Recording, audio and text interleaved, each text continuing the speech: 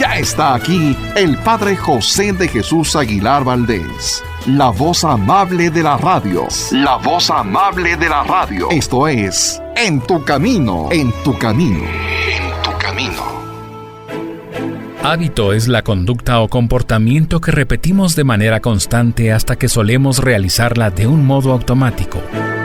Los hábitos pueden ser buenos o malos, es decir, virtudes o vicios. Pero ¿saben cómo podemos dejar de repetir estos últimos que tanto nos afectan? Tenemos las respuestas para esta pregunta en el nuevo curso del Padre José. ¿Cómo vencer nuestros vicios? Pongamos mucha atención a esta primera sesión y aprendamos cómo vencer nuestros vicios.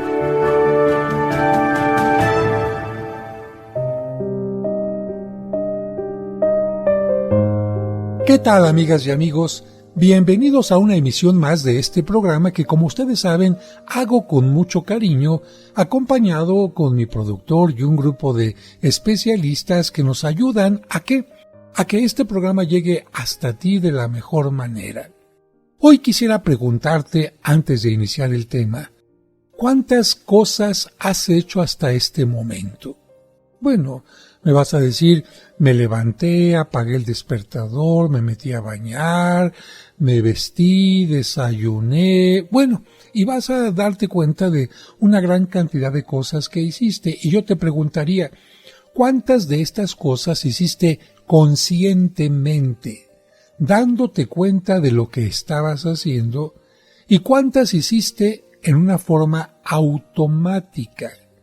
¿Por qué? Por ejemplo, cuando eras pequeñito, tuviste que tener mucho cuidado para aprender a subir la escalera. Y lo ibas haciendo escalón por escalón. Ahora cada vez que subes y bajas una escalera, en muchas ocasiones ni siquiera volteas a ver los peldaños. Simple y sencillamente caminas. También la primera vez que estabas aprendiendo a manejar bicicleta, bueno, toda la atención en el manubrio, en los pedales, en el equilibrio. Ahora, si ya eres adulto, seguramente te subes a una bicicleta y simplemente pedaleas, casi en una forma automática. ¿Y qué decir de cuando te bañas? A veces hasta la gente dice, ¡ay, me jaboné las orejas o no! O bien, cuando estás comiendo dices, ¡ah, caray, me tomé la pastilla o no me la tomé! O bien, a lo mejor, ¡ay, cerré la casa o no la cerré! Y ahí vas con la incertidumbre si descerraste la casa o no, si apagaste la lumbre de la estufa o no. ¿Por qué? Porque muchas de las cosas que hacemos ya las hacemos por un hábito. Y lamentablemente hay hábitos muy negativos.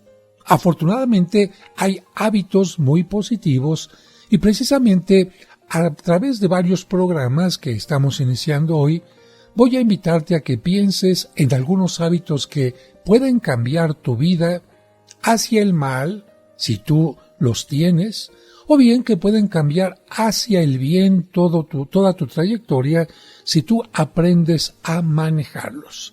¿Y qué les parece si comenzamos hablando de qué es un hábito?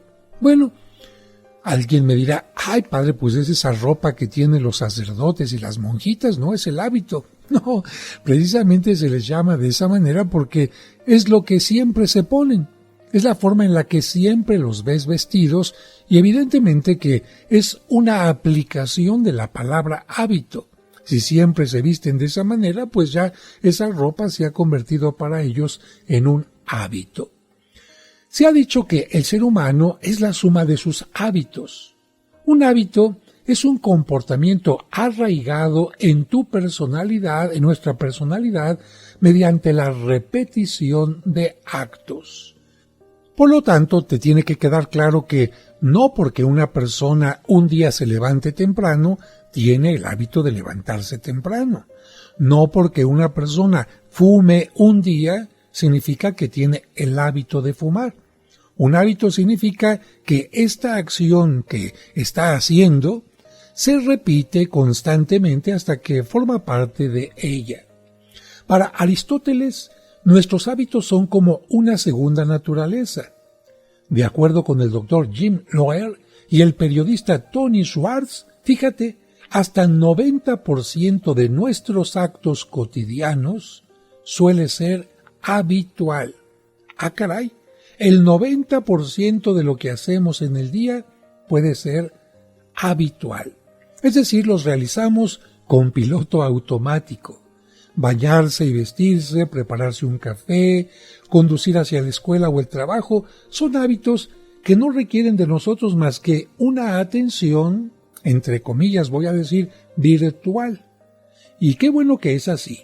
Nuestro día sería mucho más pesado si cada cosa que hacemos nos exigiera una concentración total. Ahora bien, el hecho de que los hábitos nos exijan poca atención los vuelve peligrosos, como el hecho de cerrar la llave, la chapa, mejor dicho, de tu casa. Ya lo haces de una forma tan habitual que puede ser peligroso. ¿En qué sentido? Que a lo mejor ni cuenta te diste si cerraste o no cerraste. Quizás sin darte cuenta también puedes formar hábitos dañinos, incluso monstruosos. Por eso necesitamos vigilarlos para reforzar los buenos y eliminar o por lo menos controlar los malos. ¿Qué tipos de hábitos tenemos? Mira, a medida que avanzamos en la vida, vamos formando hábitos en diferentes niveles o estratos de nuestro ser. Así, por ejemplo, nuestros hábitos corporales tienen que ver con las posturas que solemos adoptar al estar de pie, al caminar, al sentarnos o al dormir. Aunque estos quizás no tengan más que una importancia ortopédica, hay otros hábitos como nuestros gestos faciales y vaya que esos sí son relevantes. Ponte a pensar de qué manera te sientas, de qué manera te acuestas, qué postura tienes cuando vas en el metro, cómo caminas. Hay gente que ya se acostumbró a caminar jorobada. Hay gente que ya se acostumbró a estar echada para adelante en la silla del trabajo. Hay gente que ya se acostumbró a dormir boca abajo, aunque dicen que eso no es lo más recomendable. Y bueno, quizás estos hábitos del cuerpo, como dije hace un momento, pudieran tener una importancia ortopédica porque ya se te desvió la columna, porque no estás respirando bien, en fin. Pero hay otros hábitos como estos gestos faciales que sí son relevantes, porque a veces con la cara, sin que te des cuenta, estás diciendo muchas cosas, ¿eh? Sin que te des cuenta, estás diciéndole a tu hijo, ay, me estás molestando. Sin que te des cuenta, estás diciendo, ay, no quiero. Sin que te des cuenta, a lo mejor estás mostrando miedo y muchas otras cosas más. Una mirada serena, un gesto amable, suelen invitar al acercamiento, al intercambio, al afecto. Por el contrario, los ceños fruncidos y adustos suelen decirle a la gente, aléjate, es decir, repelen y atemorizan. A veces un papá o una mamá tiene estos gestos y no se da cuenta y después dirá, ¿por qué no se acercan mis niños a mí? Pues ve qué cara tienes, ve qué expresión tienes, que tu niño dice, ah caray, si me le acerco a lo mejor me come. Bueno, por eso se suele decir que nadie es responsable de la belleza de su rostro, pero sí de sus arrugas. Todos desarrollamos un buen repertorio de hábitos mentales como son nuestra capacidad de analizar las cosas, de sintetizarlas, de abstracción, de intuición, de invención, etc. Tales hábitos nos permiten asimilar, procesar, crear y expresar ideas, conceptos y argumentos con mayor fluidez, profundidad, exactitud, originalidad, etc. Cuanto más desarrollamos estos hábitos, como por ejemplo el analizar las cosas, más crecemos en nuestra madurez intelectual. La psicología actual está prestando cada vez más importancia a lo que pudiéramos llamar hábitos emocionales. Se habla con razón de lo relevante que es manejar adecuadamente nuestras emociones a través de actitudes y comportamientos estables como la apertura, la flexibilidad, la validación, la resiliencia, que es de qué manera enfrentamos los problemas, la motivación, la empatía, la agilidad emocional, etc. Pero en estos programas vamos a estudiar una dimensión aún más profunda y determinante, la de los hábitos morales. El adjetivo moral significa que estos hábitos tocan nuestra esencia como personas humanas. La moralidad consiste en nuestra posibilidad de ser más, pero también de ser menos humanos. A diferencia de las cosas y los animales cuya esencia es la que es y no admite crecimiento o decrecimiento, el humano, tú y yo, somos los únicos cuya esencia está abierta, variable. Es decir, podemos crecer pero también disminuir. El filósofo español José Ortega y Gasset decía: el tigre jamás podrá destigrarse. Solo el hombre tiene la terrible posibilidad de deshumanizarse. Vamos a ir a un breve corte y regresamos enseguida para continuar hablando del tema.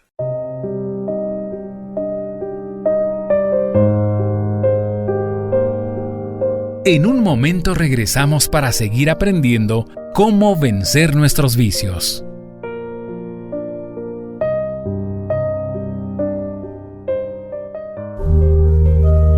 Como un servicio para ti que por enfermedad o causas ajenas a tu voluntad no te permiten asistir a la misa dominical en tu comunidad, Grupo Fórmula transmite para ti la Santa Misa todos los domingos a las 2 de la tarde por 1470 AM.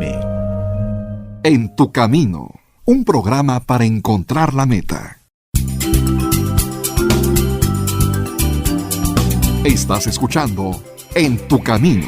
En tu camino. Con el Padre José de Jesús Aguilar Valdés, la voz amable de la radio.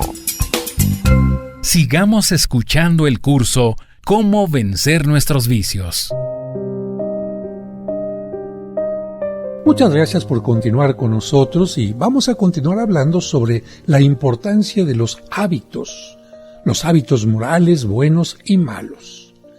Los vicios y las virtudes son precisamente hábitos morales. La virtud es un hábito moral bueno. El vicio, un hábito moral malo. Dicho de otra manera, cuando tú repites constantemente acciones positivas, esto se convierte en una virtud. Y cuando repites constantemente acciones negativas, esto se convierte en un vicio. La virtud incrementa tu estatura humana. En cambio, el vicio la disminuye. Nuestra vida moral, es decir, el conjunto de nuestros vicios y virtudes, da fe de nuestra talla personal, de nuestra verdadera estatura humana, o yo diría también de nuestra propia espiritualidad. En lenguaje coloquial, cuando hablamos de una persona virtuosa, solemos hablar de un gran hombre o de una gran mujer. Esta grandeza no es más que el reconocimiento de su talla moral. En cambio, cuando hablamos de una persona que daña, que lastima, que hiere, que ofende o mata a los demás, decimos ¡qué inhumano! No porque no sea una persona humana, sino porque su estatura moral es muy deficiente. Cuando hablamos de vicios, por lo tanto, no nos referimos a ciertos pasatiempos o actividades que nos apasionan. Un vicio es mucho más que fumar, leer con pasión o ser fanático del fútbol. Los verdaderos vicios y virtudes tocan nuestra esencia, tu esencia más profunda. Por eso, bien vale la pena prestarles la máxima atención. Hay muchas personas que no son creyentes y no piensan de la misma manera que yo, pero yo estoy seguro que todos los seres humanos, tanto tú como yo, estamos diseñados para amar. La ciencia más avanzada muestra que la lenta evolución del cosmos hasta la aparición de la humanidad sobre la Tierra obedece a un diseño inteligente. Las cosas no se dieron simplemente porque sí. No hubo saltos de una especie a otra. Todo tuvo un desarrollo, una evolución. La inteligencia creadora todo lo dispuso para que el universo fuera el hogar de una criatura privilegiada. Y cuando hablo de la inteligencia creadora, por supuesto que me estoy refiriendo para nosotros los creyentes a Dios. Aunque algunos le llaman naturaleza, yo creo que esa naturaleza que también piensa, que también actúa, que también ordena, evidentemente que es Dios. Y ese Dios pensó que el universo fuera para ti y para mí nuestro hogar. Es decir, nos consideramos criaturas privilegiadas. ¿Cómo no pensar que esa criatura humana fuera también fruto de un alto diseño? Como es evidente, en un buen diseño nada es casual. Cuando se diseña un mueble o una herramienta o cualquier otro objeto de uso práctico, todo mira a su finalidad y funcionamiento, subordinando incluso lo estético a lo útil. El diseño del ser humano armoniza genialmente ambos aspectos. Cada uno de nuestros componentes, cada uno de nuestros órganos y miembros habla de una teleología, como dicen los filósofos. ¿Qué significa esto? De un para qué, el cual constituye la finalidad de toda la persona. Por ejemplo, nuestro corazón tiene un sentido, un para qué, los pulmones un para qué, el estómago un para qué, el cerebro un para qué, el aparato reproductor un para qué. Es decir, todo tiene una finalidad. Más allá de la mera supervivencia individual, la persona percibe como aspiración más profunda de su ser un particular llamado a vivir para el amor. No es casualidad que sus ojos cautiven otros ojos y se enamoren, que sus manos puedan acariciar, sostener, ayudar y estrechar otras manos, que sus manos ofrezcan un refugio y ternura inigualables, que incluso su temperatura corporal invite al afecto y a la intimidad. A estas cualidades exteriores habría que añadir el finísimo y poderoso instrumental interior, que es la percepción, la emotividad, la afectividad, la inteligencia y la voluntad que el ser humano posee para intuir, acoger y corresponder el amor, tanto en sus frenéticos impulsos pasionales como en sus vibraciones más sutiles, como es el suspirar por el ser amado. Así que nuestro diseño no termina ahí. Fíjate, fuiste creado con un diseño especial para amar. Pues bien, la voluntad humana tiende, como por instinto, hacia el bien y la felicidad. Todos queremos ser felices, todos queremos hacer el bien en lo más profundo de nuestro ser. Este instinto de la felicidad es el trasfondo de todos nuestros actos. El santo y el malvado buscan en el fondo lo mismo, ser felices. Lamentablemente que lo buscan por sendas muy distintas y con resultados muy diferentes.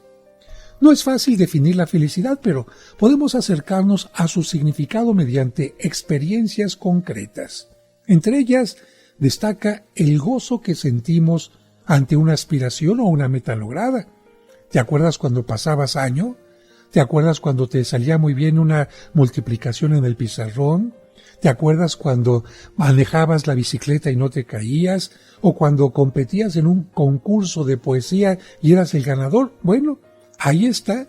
Sentías un gozo ante una aspiración o una meta lograda, y cuanto más alta y codiciada fuera esta meta, tanto más intensa y profunda era tu felicidad. Y lo sigue siendo. Para muchas personas cuando les nace un hijo, ¡ah, qué gozo! Para otras cuando se casan, para otros cuando terminan una carrera, para otros cuando construyen un cuarto en su casa, para otros cuando tienen un nieto, en fin. Sí, nuestra vida está marcada por estos gozos. Como se desprende de su diseño, la aspiración más grande, más alta y arraigada del ser humano es dar y recibir amor. El amor es nuestra fuente más genuina de felicidad y toda persona, quizás sin saberlo, es lo que en definitiva busca: amar y ser amado. Y no solamente ser amado, sino sentirse amado, porque hay mucha gente que nos ama, pero no nos hace sentir el amor. A veces los papás aman a los hijos, pero no les dicen te quiero. Solamente les llaman la atención, les exigen que hagan las cosas bien, los alimentan, los mandan a la escuela, pero les falta decirles, te quiero, eres muy importante para mí. Por eso, esta parte que todos buscamos es amar y sentirnos amados. La felicidad no está fuera de nosotros. Esto lo he dicho en muchos programas.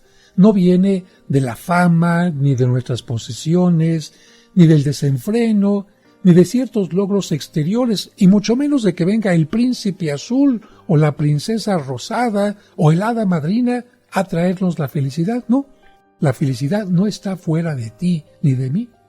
Muchos que pensaban que la felicidad se encontraba fuera, ya intentaron esos caminos y acabaron mal. Viviendo para sí mismos, su vida perdió todo sentido. Recuerdo a un señor en sus 40 que vino a buscarme en medio de una dura depresión. Era un comerciante exitoso que importaba mercancías asiáticas para colocarlas en las grandes cadenas comerciales de México. Se había divorciado hacía 10 años, dejando a su esposa con 3 hijos. Y aunque nunca dejó de proveerlos financieramente, casi nunca los veía. Viviendo solo y holgado, había explorado todos los placeres y ahora se sentía más vacío que nunca. Cuando terminó de hablar, me vino de manera espontánea a hacerle una sola pregunta. Disculpa, ¿tú para quién? No para qué. ¿Para quién vives? Bueno, aquel señor se quebró, se llevó las manos a la cara y dijo entre sollozos, caray, me doy cuenta que yo no vivo para nadie. Qué terrible respuesta, ¿verdad? Ahí está la respuesta de por qué se sentía tan solo y tan mal. Y aunque parezca curioso, nuestra felicidad se halla más cerca de lo que parece. Está en vivir nuestra capacidad de dar y recibir amor. Vivir tu capacidad de dar y recibir amor. Y en obedecer una regla muy sencilla pero fundamental. Escucha bien esta regla, reflexiónala y trata de hacerla tuya. Nunca busques la felicidad por sí misma, porque no se deja atrapar. Repito, nunca busques la felicidad por sí misma, porque no se deja atrapar. Vamos a ir a un breve corte y regresaremos para profundizar en este tema de nuestros vicios y virtudes, aliados o enemigos para nuestra felicidad. Vicios y virtudes que nos acompañan a lo largo de todo el día. Y si gustas, durante el breve corte piensa qué vicios y qué virtudes has vivido en este día hasta este momento. Regresamos enseguida.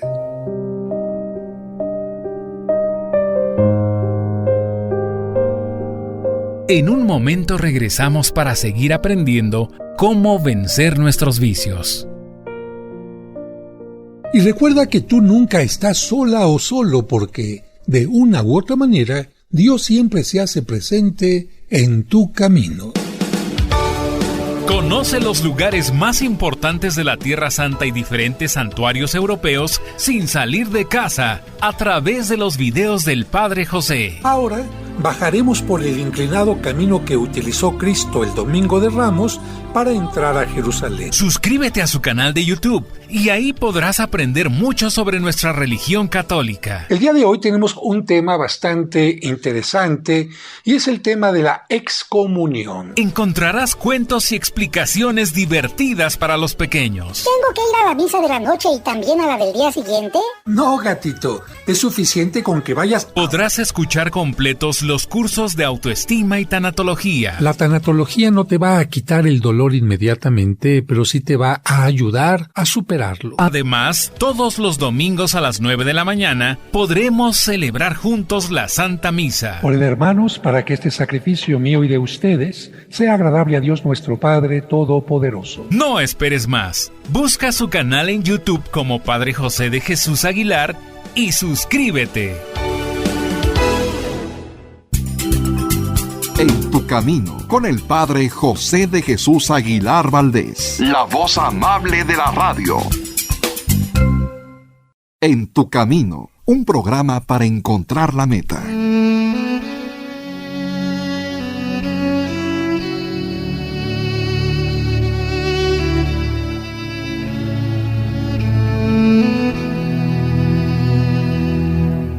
Señor, mediante el sacramento del matrimonio tú bendices a quienes comparten la vida en lo próspero y en lo adverso, en la salud y en la enfermedad, y desean amarse, respetarse y guardarse fidelidad todos los días de su vida. Protege a todas las parejas que dan testimonio del amor verdadero y cumplen un aniversario. Amén.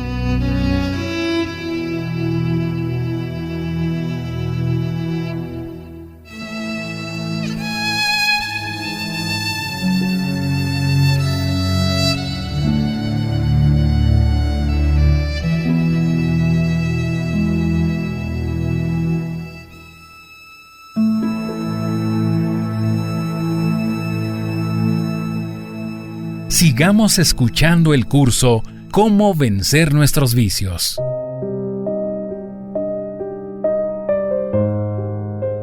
Muchas gracias por continuar con nosotros y te comento la frase que dije antes de ir al corte. Nunca busques la felicidad por sí misma porque no se deja atrapar. Pero si les parece, vamos avanzando. En cierta ocasión, escuché una comparación que me ayudó a comprender mejor esta regla. La felicidad es como la cola de un perro. Si éste intenta alcanzarla, solamente dará vueltas y vueltas sobre sí mismo. Si en cambio la olvida para responder al llamado de su amo, la felicidad lo seguirá a todas partes. Es otra manera de comprender la bien conocida paradoja evangélica. El que busque su vida, la perderá, pero el que la pierda por mí, la encontrará. Así que recuerden, fuimos diseñados para la felicidad mediante la experiencia del amor, no de la posesión de cosas, no de la fama, no de el simplemente conocer el mundo, no, la experiencia del amor. Este nos revela nuestra verdadera vocación, aquella para lo que fuimos creados. Así pues, solo el que ama sabe vivir y ser feliz. Claro, esto se oye fácil y parece fácil, pero no. Esto implica poner mucha atención en nuestra vida e incluso darnos cuenta de que a veces estamos viviendo con el enemigo. ¿Cuál es tu peor enemigo? Mira, la vida nunca ha sido fácil. Hay días en los que todo sale mal, el agua de la regadera está helada, los niños insoportables, el tráfico espantoso, las noticias pésimas y una oscura nube de mal humor llena el horizonte. Pero nada de esto nos hace sufrir más que nuestro propio ego. Fíjense, un empresario colombiano solía decir que el ego es como la velocidad, agrava cualquier accidente. Cuando nuestro ego anda crecido, las contrariedades normales de la vida nos alteran y roban más concentración, tiempo y energía de los verdaderamente necesarios para resolverlas. Pero vamos por partes. ¿Qué significa la palabra ego? Esta palabra procede del latín y significa simplemente yo. Ego, yo. La traducción literal de egoísmo sería yoísmo.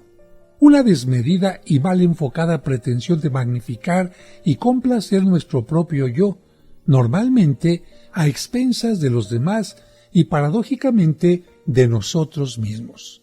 Dicho de otra manera, significa pensar todo el tiempo en ti, hacer todo únicamente para ti y no tomar en cuenta a los demás. Evidentemente que el egoísmo, cuando hace que todo se centre en ti, olvida a los demás y esto impide que haya una buena relación y por lo tanto también exista la posibilidad de amar y de ser amado. Vamos a decir que el egoísmo es un amor propio desordenado. El egoísmo es el amor desordenado de nosotros mismos. Evidentemente podemos y debemos amarnos a nosotros mismos, reconociendo, valorando y haciendo rendir nuestros dones, cualidades y capacidades. Esto que acabo de mencionar se llama autoestima. Es decir, la autoestima te ayuda a amarte a ti mismo, a reconocer, valorar y hacer rendir tus dones, cualidades y capacidades. Esta es una buena autoestima, pero no es lo mismo que el egoísmo. El egoísmo significa pensar solamente en ti y todo lo bueno que tienes guardarlo únicamente para ti. Es el mensaje de la conocida parábola de los talentos. El que recibió un talento, dice el Evangelio, lo escondió y lo devolvió íntegro a su amo. No lo perdió ni lo malgastó, simplemente no lo hizo rendir, y por eso fue reprobado. En cambio, ¿qué pasó con los otros que recibieron talentos y los invirtieron? Se les multiplicó. Así que el egoísmo es guardar todo lo positivo que tienes para ti mismo, tus experiencias, tu conocimiento, tus habilidades, pero sería como enterrarlos en un agujero porque no vas a encontrar ningún beneficio en ello. En cambio, si tú lo inviertes, es decir, una buena autoestima, reconoces tus valores pero los compartes, reconoces tus habilidades y las compartes, vas a ver. Haz la prueba y vas a ver cómo la gente te va a responder de una forma maravillosa. Alguien se preguntará, oiga, ¿pero por qué somos egoístas? Bueno, según la Biblia, todos los males de la humanidad proceden del pecado original que cometieron Adán y Eva. También el egoísmo forma parte de esa triste herencia que ejerce un pernicioso influjo en nuestra vida desde la cuna hasta la tumba. Es cierto que solo conocemos la realidad del pecado original por la revelación bíblica, pero no hace falta acudir a la Biblia para verificar sus efectos. Desde nuestra más tierna infancia y mucho antes de cualquier aprendizaje formal, tomamos posturas egoístas. Hacíamos berrinches, teníamos manías posesivas, esto es mío y yo no se lo presto a nadie, es mi juguete, y también teníamos conductas antisociales. ¿Qué te dice esto? Que desde niños tenemos este impedimento para poder amar. El egoísmo se opone en realidad a nuestra tendencia más natural. Como fuimos diseñados para amar, nuestra esencia más profunda es alocéntrica. ¿Qué significa esta palabra rara? Orientarse a los demás. Algunos afirman que para amar a los demás, primero debemos amarnos a nosotros mismos. El problema es que solo podemos valorarnos y amarnos a nosotros mismos cuando vivimos la experiencia del amor. Es decir, cuando el amor de los demás y a los demás le permite a nuestro corazón descubrirse a sí mismo como en un espejo. Como afirmaba el filósofo personalista y por supuesto, pontífice, papa querido, Karol Wojtyła. El hombre, así lo decía él, el hombre no puede vivir sin amor. Él permanece para sí mismo un ser incomprensible. Su vida está privada de sentido si no se le revela el amor, si no se encuentra con el amor, si no lo experimenta y lo hace propio, si no participa en él vivamente. Bueno, ya quedó claro por qué somos egoístas, por el pecado original, por esta infancia que nos hace tener berrinches y actitudes totalmente posesivas.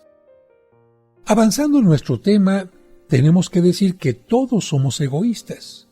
Un día una persona me comentaba, padre, las personas egoístas me indignan, me hacen sufrir, incluso me enferman. Y yo le diría sí, pero como le pasó al rey David, tarde o temprano alguien viene a abrirnos los ojos para hacernos ver que esa persona terriblemente egoísta, que tanto daño hace a los demás, es cada uno de nosotros. Tú, yo, nosotros somos esa persona egoísta. Tú y yo y todos los seres humanos somos egoístas. Todos llevamos esa deformación del corazón. Tenemos que reconocerlo. ¿Quién viendo su propia monstruosidad no se ha asustado de sí mismo? ¿Quién no ha cometido alguna barbaridad en su vida, quizá arrastrado por una pasión momentánea? ¿Quién no ha tenido que llorar algún error ya sin remedio? Yo creo que si analizamos honesta, sinceramente a profundidad nuestra vida, veremos que tenemos muchas cosas positivas, no las hago a un lado, pero también tendremos que reconocer que no fuimos quizás los mejores hijos, los mejores hermanos, los mejores padres, los mejores trabajadores, los mejores vecinos. ¿Por qué? Porque hay una parte profundamente enraizada de egoísmo en nosotros. Claro, algunos van luchando constantemente contra este egoísmo y esto es maravilloso porque sí se puede, ¿eh? El obispo estadounidense Fulton Sheen, famoso en los años 50 por un programa de televisión que se llamaba La vida es digna de vivirse, fue invitado a que dirigiera un retiro espiritual en un reclusorio de máxima seguridad, una cárcel. ¿Se imaginan? ¿De verdad a los presos les interesaría escuchar a esta persona? ¿De verdad los reclusos tenían interés en cambiar, en analizar su vida hasta ese momento? Bueno, el célebre predicador no se sentía ciertamente en su ambiente. Se preguntaba cómo dirigirme a este grupo de presidiarios cuyo recluso más inocente estaba acusado de 5 homicidios a la espalda. Pero, ¿qué pasó? Te lo cuento al regreso del corte.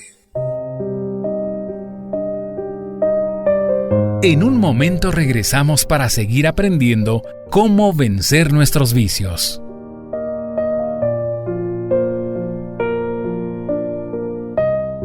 Y recuerda que tú nunca estás sola o solo porque, de una u otra manera, Dios siempre se hace presente en tu camino. Camino. Muchas gracias por continuar con nosotros. Qué rápido se va el tiempo, Platicando contigo, reflexionando, el tiempo se va muy rápido. Y te estaba platicando de un obispo, imagínatelo vestido así de obispo, y le piden que vaya a predicar a una de las cárceles más importantes de Estados Unidos, de máxima seguridad. Y él decía, ¿cómo le haré para predicarles, para hablarles a estos hombres? ¿Y él qué crees? Se dio cuenta de que no sería tan difícil.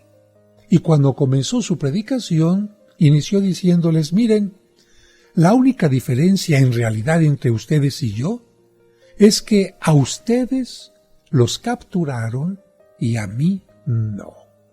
Bueno, evidentemente que con esto atrajo inmediatamente la atención de todos los reclusos. Pero por otra parte estaba diciendo, no solamente ustedes han actuado en forma egoísta, también todos los que estamos fuera de la cárcel, aunque no nos hayan atrapado, somos personas egoístas. Quizás los delitos puedan ser graves, delicados, pero el egoísmo de cualquier manera, en cualquier circunstancia, no es positivo.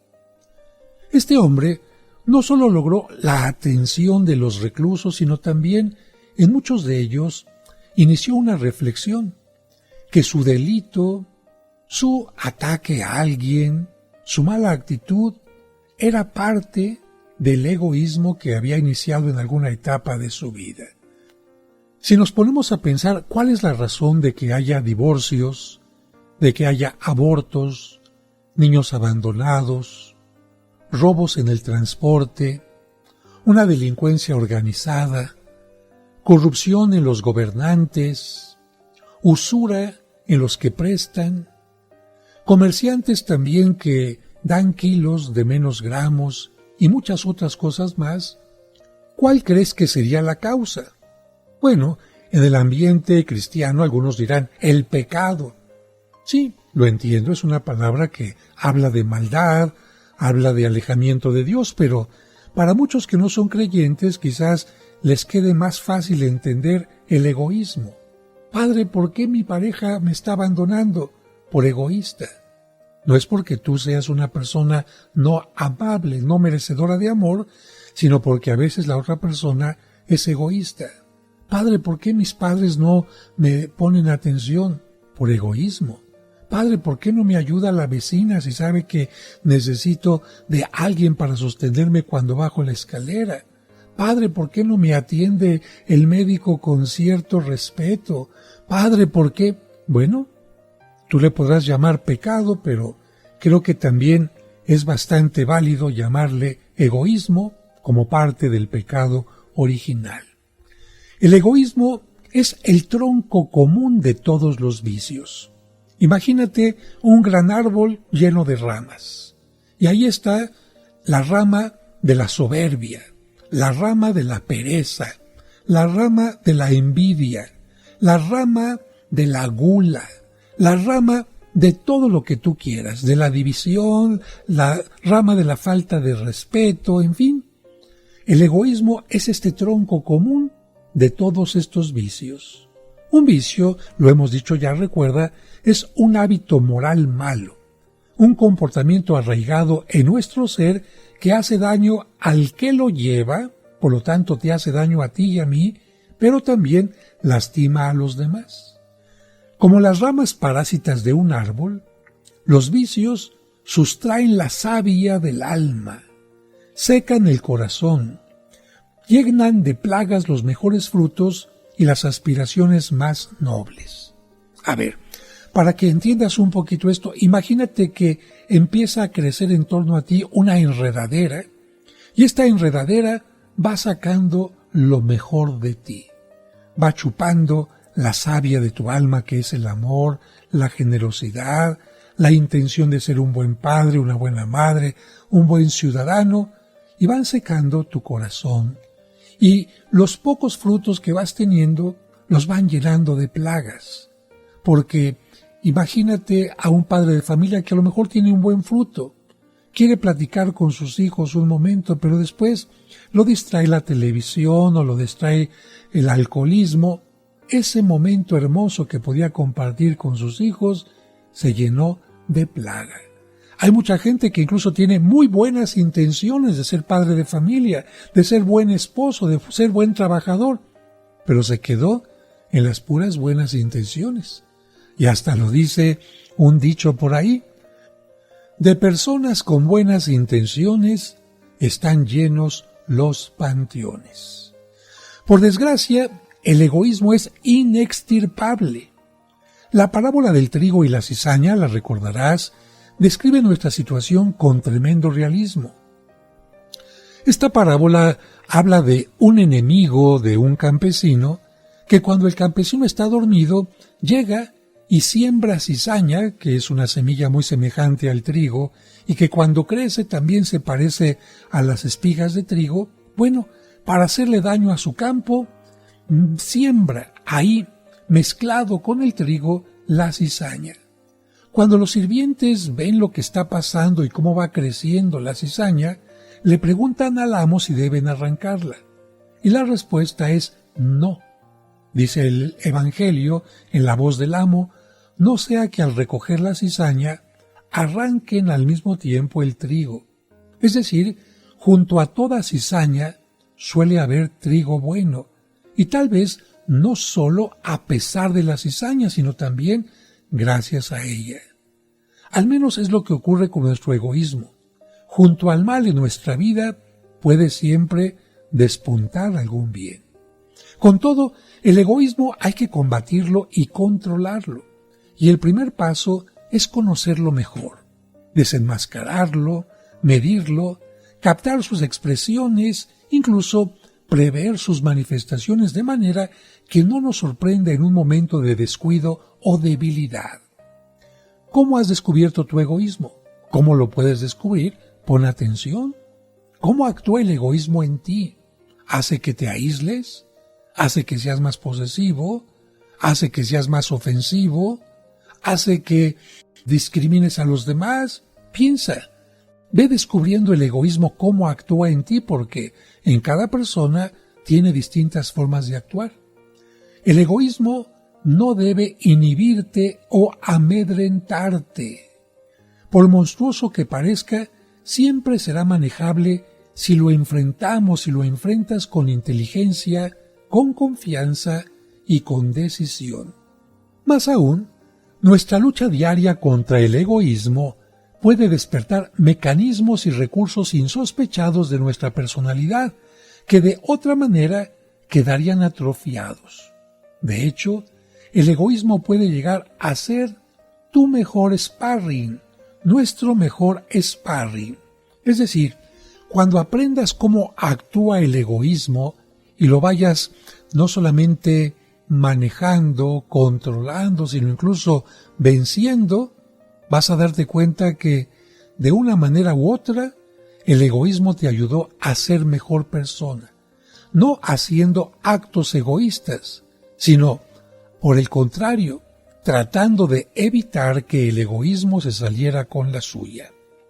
Estamos llegando ya al final del programa y solamente les advierto que en los siguientes programas vamos a estar hablando de algunos problemas que nos hacen actuar en forma egoísta, como por ejemplo la autosuficiencia, la vanidad, el orgullo, también la avaricia, la pereza, la comodidad, la lujuria. Bueno, todas estas cosas que conocemos como vicios, y rápidamente quiero contarles un breve cuento de mi libro, Redes Distintas. La araña era uno de los insectos más solos en el mundo. Un día se quejó con Dios de que nadie le hacía caso y el Creador le contestó: haz una red tan atractiva que todos quieran estar en ella.